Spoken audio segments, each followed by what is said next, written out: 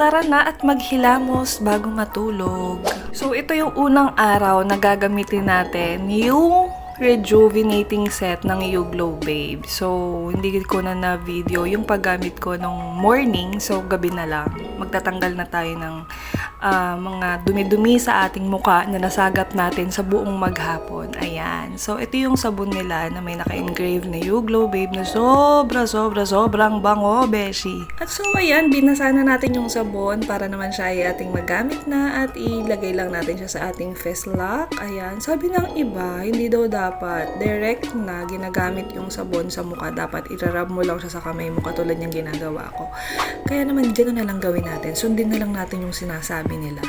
At ikuskus lang natin siya sa mukha natin. Siguraduhin natin na matatanggal ang mga anik-anik, ang mga dirtiness ng buong maghapon na nakasalubong ng ating mukha. Ganon. Ang sarap-sarap niyang gamitin, mga beshi. Alam niyo, yung feeling nyo na talagang nalilinis yung mukha nyo. So, ganyan lang gagawin nyo. I-ano nyo lang siya, ikuskus nyo lang siya ng ikuskus hanggang sa, ayan o, yung parang sobrang nagiging na siya, sobrang bumubula na siya ng ganyan. Ikuskus nyo lang siya ng ikuskus at syempre babanlawan din natin siya.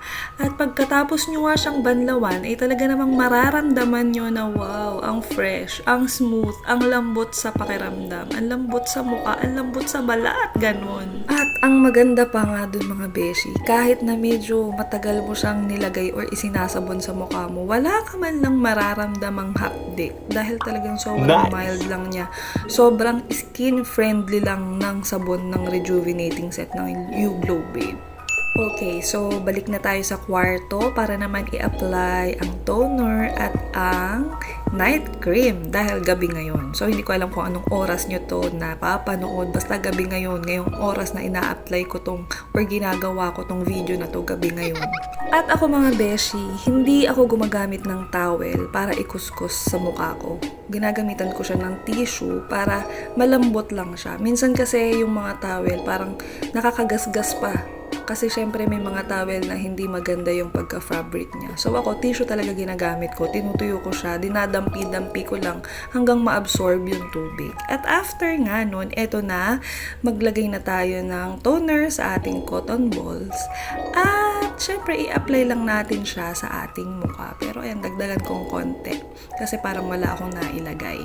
O, anong next na gagawin? Syempre, ilalagay na natin siya. At pag naglalagay tayo ng toner, mga beshi, wap kong mahal, lagi nyo pong tatandaan, huwag po ninyong didiinan. Parang sobrang padaanin nyo lang yung bulak or yung cotton pads dyan sa inyong muka. Huwag yung sobrang diin na talagang ikukuskus nyo siya kasi kawawa naman yung balat nyo, no? At saka ang tendency nun, mamumula talaga siya. Huwag kayong masyadong manggigil sa paglalagay ng toner. Gentle lang, ayan lang. So, parang kinikiliti, minamassage nyo lang yung inyong face. Ganyan. So, ayun, i-make sure nyo lang na lahat ng parte ng inyong muka ay malalagyan ng toner. So, next, anong gagawin natin? Ilalagay na natin ng night cream. So, dahil nga gabi nga ngayon, night cream tayo. Okay, and then last na step para sa ating ginagawang ito ay ang paglalagay natin ng night cream. So, gagamitan natin siya ng spatula para hindi siya mapanis. Girl! Wala, ginawang pagkain. Hindi naman talaga yan mapapanis. Pero yun nga, may kasama siyang spatula para naman yun yung ipang dodokwet natin.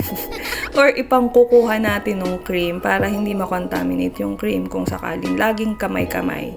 Hindi naman talaga dapat kinakamay ang mga bagay-bagay. Dapat kapag may pagkain, may serving spoon, ganon. So, kung dito sa rejuvenating set na to, may spatula din. So, yun yung gagamitin natin para kuhanin natin yung cream, ganon. Ba't nagagalit ka, girl? Ay, nako. Sobrang excited na ako.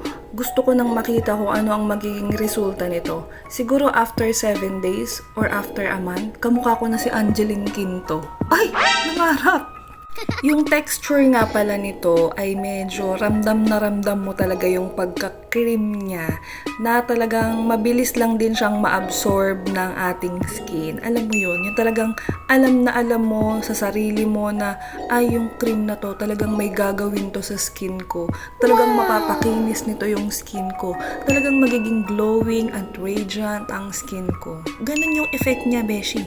Kaya kung sa mapagkakatiwala ang brand lang din, mga beshiwap kong mahal, ay maging ka-babes ka na rin. Gumamit ka na rin ng product ng You Glow Babes. Dahil talaga namang walang duda, talaga namang maa-achieve mo ang goal mo sa skin mo. Ay, napaka-perfect talaga ng product na to. Kaya naman sa mga gustong sumubok ng product na ito, nandyan sa Yellow Basket ang link kung saan mabibili. So ano pang hinihintay mo? I-check out mo na yan dahil yan ay authorized partner.